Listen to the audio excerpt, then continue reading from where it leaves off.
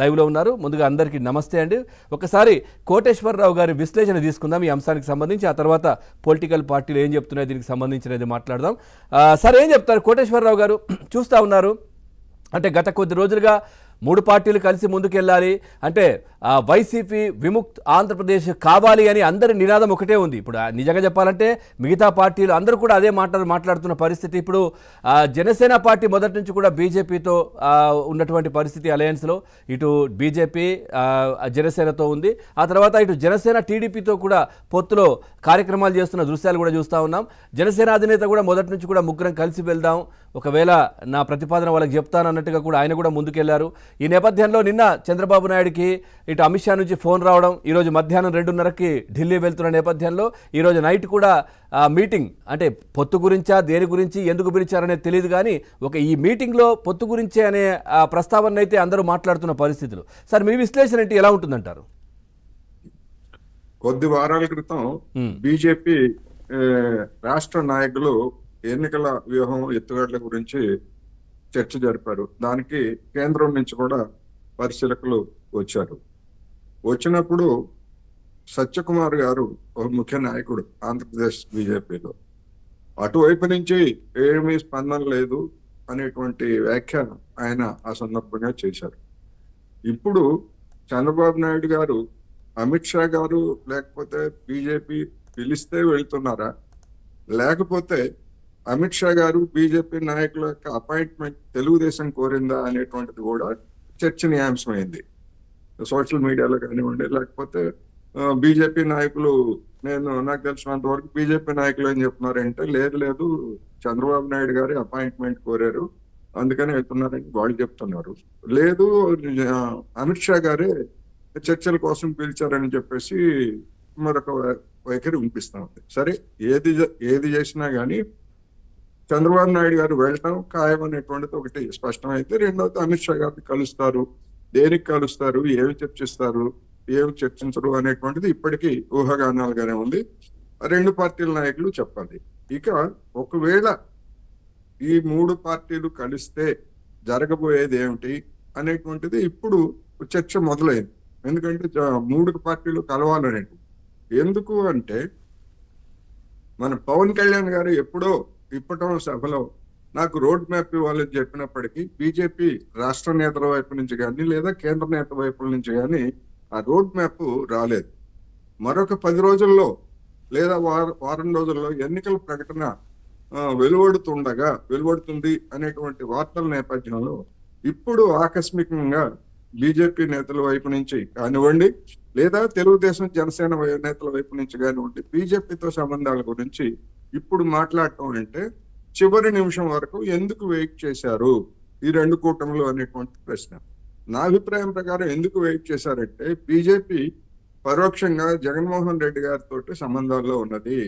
జగన్మోహన్ రెడ్డి గారు మళ్ళా గెలుస్తారనేటువంటి అంచనాలతోటి బీజేపీ అధినాయకత్వం లేదా ఇక్కడ ఉన్నటువంటి కొంతమంది నాయకుల అభిప్రాయాలుగా ఉన్నది.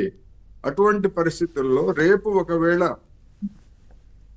లోక్సభలో అవసరమైనటువంటి బలానికి తగ్గేట్లయితే జగన్మోహన్ రెడ్డి గారు గెలుస్తారు కనుక జగన్మోహన్ రెడ్డి గారి మద్దతు తీసుకోవాలంటే మనం ఈ కూటమితో కలవకూడదని ఇప్పటి వరకు దూరంగా ఉన్నారనేటువంటిది ఒక అభిప్రాయం. నాకున్నటువంటి అభిప్రాయం కూడా అదే.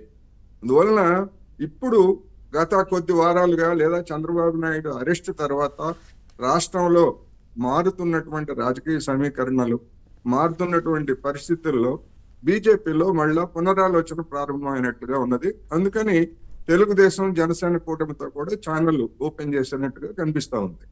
అందువలన ఇది ఒక విధంగా చెప్పాలంటే లాస్ట్ మినిట్ లో ఈ విధమైనటువంటి తెర తీయడం అంటే ఒక విధంగా అవకాశవాదం అనేటువంటిది ఒకటి. ఎందుకు అంటే చంద్రబాబు నాయుడు అరెస్ట్ సందర్భంగా లోకేష్ గారు అమిత్ షా గారిని కలిశారు. అప్పుడు ఏం చెప్పారు? అప్పుడు కూడా ఇదే, లోకేష్ గారే అపాయింట్మెంట్ తీసుకొని వెళ్ళారు అని చెప్పేసి ఒక వర్షను. కాదు వాళ్లే పిలిపించారు. ఎందుకు అంటే చంద్రబాబు నాయుడు అరెస్ట్ వెనక బీజేపీ గ్రీన్ సిగ్నల్ కూడా ఉందనేటువంటి అభిప్రాయం జనంలోకి వెళ్ళింది కనుక దాన్ని పోగొట్టుకోవడానికి లోకేష్ ని పిలిపించారనేటువంటి భిన్నమైనటువంటి కథనాలు అప్పుడు కూడా వచ్చాయి. ఏమైనప్పటికీ తెర వెనుక ఏదో జరుగుతూ ఉంది. ఆ జరిగేది ఏ ఏ ఫలితాలు, ఏ పర్యవసానాలకి, ఏ ఫలితాలకి దారితీస్తుంది అనేటువంటిది ఒక చర్చ అయితే, ఒకవేళ ఈ మూడు పార్టీలు, నేను మళ్ళీ చెప్తాను, ఒకవేళ ఈ మూడు పార్టీలు తెలుగుదేశం, జనసేన, బీజేపీ కనుక ఒక కూటమిగా ఉండేట్లయితే రాజకీయంగా రాష్ట్ర ప్రజల నుంచి, అదేవిధంగా ప్రధాన ప్రత్యర్థిగా ఉన్నటువంటి వైసీపీ నుంచి అనేకమైనటువంటి ప్రశ్నలు వీళ్ళు సమాధానం చెప్పాల్సి ఉంటుంది. సమాధానం లేని ప్రశ్నలు ఎవరు చెప్పాలి సార్? ఎవరు చెప్పాలి సమాధానాలు? ఈ మూడు పార్టీల కూటమి, జనసేన, ఏమని చెప్పాలి? ఏమని చెప్పాలి? దేనికి ఏమని చెప్పాలంటే, గత 2019 ఎన్నికల్లో వీళ్ళు పరస్పర విరుద్ధమైనటువంటి శిబిరాలుగా ఎన్నుకున్నారు. రాష్ట్రానికి అన్యాయం చేసినటువంటి పార్టీలలో కాంగ్రెస్ ఒక అన్యాయం చేస్తే, అధికారంలో ఉన్నటువంటి బీజేపీ గత 10 సంవత్సరాలుగా అంతకంటే ఎక్కువ అన్యాయం చేసింది, ఆడిన మాట తప్పింది అనేటువంటి అభిప్రాయం జనంలో ఇప్పటికే ఉంది. అందువలన గత 10 సంవత్సరాల్లో కానివ్వండి, లేదా ఈ 5 సంవత్సరాల్లో కానివ్వండి, విభజన హామీలు కానివ్వండి, లేదా ఆంధ్ర ప్రజల మనోభావాలతో ముడిపడి ఉన్నటువంటి విశాఖ ఉక్కు ఫ్యాక్టరీ గురించి కానీ, లేదా వాళ్లే స్వయంగా ప్రకటించి ఇంతవరకు నోటిఫికేషన్ కూడా ఇవ్వని, లేదా ఎటువంటి ఏర్పాటు చర్యలు ప్రారంభించినటువంటి విశాఖ రైల్వే జోన్, ఇలాంటి వాటన్నింటికి కూడా సమాధానాలు చెప్పాల్సి. సార్, ఇప్పుడు రైల్వే జోన్ కి సంబంధించి మొన్న రైల్వే మంత్రి కూడా చెప్పారు, మేము భూమి అడిగాము ఇవ్వలేదు, ఇక్కడ ఉన్నటువంటి అధికార పార్టీ వైసీపీ అని ఆయన క్లియర్ గా చెప్పినటువంటి పరిస్థితి. సార్, అది వాస్తవం కాదు. లేదు, అయితే 5 సంవత్సరాలుగా మరి మీరు ఏం చేశారని ప్రశ్నిస్తారు కదా ప్రజలు కూడా వైసీపీని. మరి మీరు ఏం చేశారు? కేంద్రం దగ్గర మెడల్ వంచి తీసుకొస్తా అన్నారు కదా. మరి ఇప్పుడు వైసీపీ ఎట్లా ఈ ముగ్గురిని ప్రశ్నించే పరిస్థితి ఉంటుంది అంటారు? ఉండదు కదా. ఎట్లా ప్రశ్నిస్తారు? మీరు ఏం చేశారు ఈ 5 సంవత్సరాలు అని అడుగుతారు కదా. ప్రశ్నిస్తారు. ఎందుకంటే రైల్వే జోన్ అనేటువంటిది, విశాఖ రైల్వే జోన్ అనేటువంటిది విభజన హామీల్లో ఒకటి. చంద్రబాబు నాయుడు గారు 5 సంవత్సరాలు అధికారంలో ఉండగా దాని గురించి ఎటువంటి ప్రస్తావన చేయలేదు. బీజేపీ వాళ్ళిద్దరు కలిసి ఉన్నా కానీ ఆ తర్వాత 5 సంవత్సరాల తర్వాత ఎన్నికలకు ముందు చేశారు. ఇప్పుడు ఇక్కడ సమస్య ఏంటంటే, ఒకవేళ రాష్ట్ర ప్రభుత్వం భూమి ఇవ్వలేదు అందాం, కానీ జీవోలు అవన్నీ వాటికి సంబంధించినటువంటి సమాచారం ఉన్నది, కమ్యూనికేషన్ నడిచింది.